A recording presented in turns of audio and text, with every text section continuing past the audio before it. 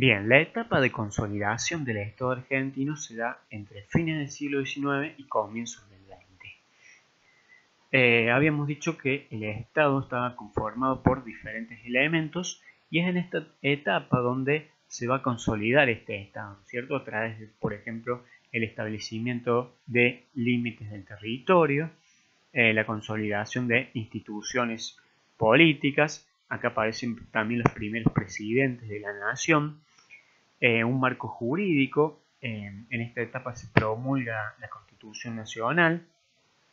Incluso en Buenos Aires surge como capital nacional. Un pueblo, ¿no es cierto? A través de lo que es la escuela, ¿no es cierto? Se empieza a generar sentimientos, por ejemplo, de pertenencia de la población hacia ese territorio. Y otro de los elementos es la inserción en relaciones internacionales, que esto se va a dar con la aplicación del modelo del exportador en la Argentina entre 1880 y 1930. Vamos a ver un poco cuál fue el contexto internacional en el cual se aplica este modelo. Había en Europa, principalmente en Inglaterra, se dio la revolución industrial, después se expandió a otros países europeos con diferentes características económicas productivas. Por ejemplo, uno de los inventos que hizo posible esta revolución fue la invención de la máquina a vapor, la mejora en los transportes, los barcos, los ferrocarriles, la baja en los costos productivos, la aparición de grandes empresas que acumularon grandes capitales, la producción de acero, por ejemplo, también, y el surgimiento de los bancos. Es decir, que había muchas actividades rentables que generan una motorización de la economía y entonces los bancos empezaron a generar préstamos a través de los cuales podían generar alguna ganancia. Cambios territoriales, migración del campo a la ciudad y se empieza a generar un gran crecimiento de las ciudades, un mayor bienestar en la población y con mayor demanda de alimentos. A nivel social, en las fábricas convivían las principales clases sociales, que eran los burgueses, que eran los dueños de los medios de producción, y los proletarios, que eran los que vendían su mano de obra para trabajar, ¿no es cierto?, para ganarse la subsistencia. Entonces fue de a poco generándose la División Internacional del Trabajo, ¿no es cierto?, que es una organización internacional a través del cual existen dos tipos de países. Uno que son productores de bienes industriales, y estos son los que están ubicados en Europa Occidental, y los países productores de materia prima como América Latina y África, ¿no es cierto? Se decía que estos países tenían que producir materias primas porque sus condiciones físicas eran, digamos, muy favorables para el desarrollo de este tipo de actividades. Y todo esto generado dentro de un sistema capitalista de producción. Bien, toda producción necesita de tres factores, ¿no es cierto? La tierra, el trabajo y el capital. Y nosotros, ¿no es cierto?, para la Argentina necesitaba, para las clases dominantes y para generar este Estado nacional, se necesitaban de tierras, por ejemplo. ¿Cómo se ganaron las tierras? A través de las campañas a las poblaciones, en las campañas militares que generaron grandes cantidades de tierra, por ejemplo la campaña de Roca hacia la Patagonia y la campaña del Chaco, por diferentes campañas militares que generaron grandes cantidades de tierra y que se repartieron en pocas manos, ¿no es cierto? Se generó también un monopolio de tierra. Como consecuencia se generó, ya vamos a ver las consecuencias sociales que esto trajo, ¿no es cierto? Pero, ¿no es cierto?, se incorporaron grandes cantidades de tierras para la producción agrícola.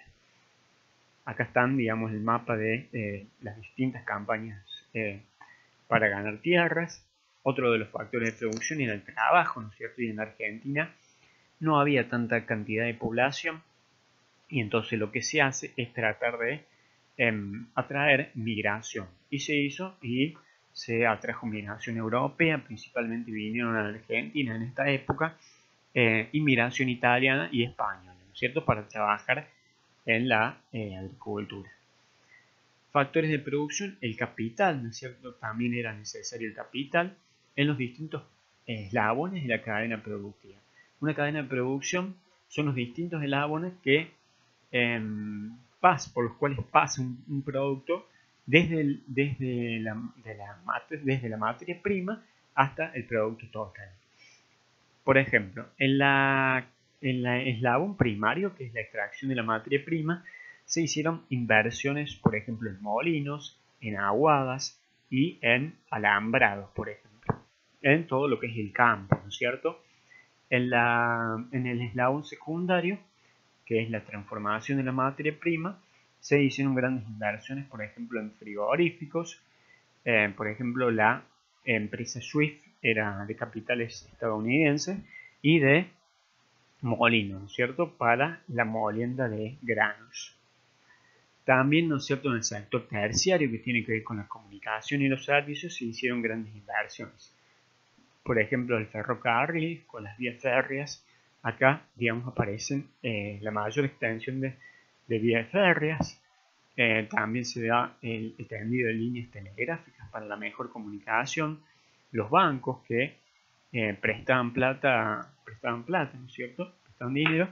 Y los puertos, ¿no es cierto?, se hicieron inversiones en estos. Y todo esto requería grandes capitales, ¿no es cierto? Y la mayoría de estos capitales provenía de afuera, ¿no es cierto?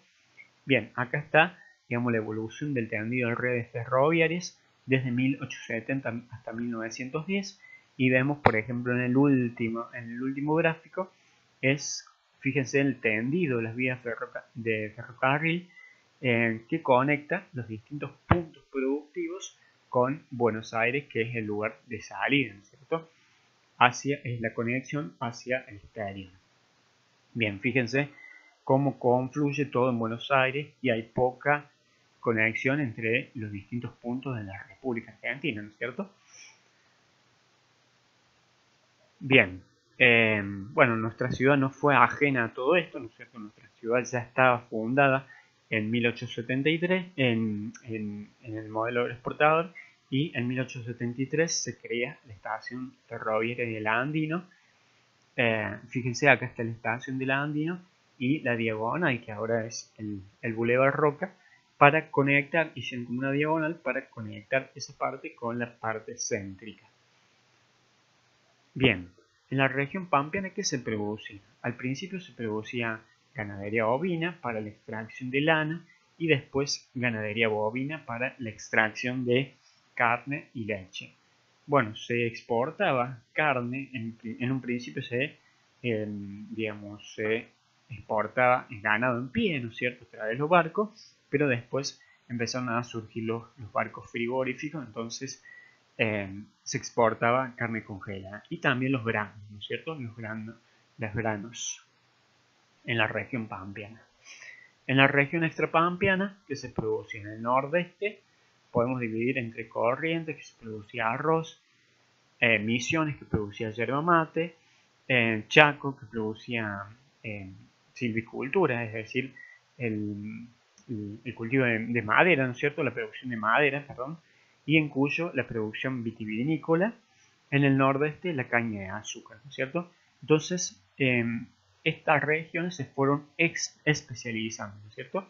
Y la mayoría de esta producción iba hacia el mercado interno, porque ya había un mercado interno más consolidado, ¿no es cierto? En Chaco, me olvidé de decir, también el algodón. Entonces empieza a generarse una consolidación también del mercado interno.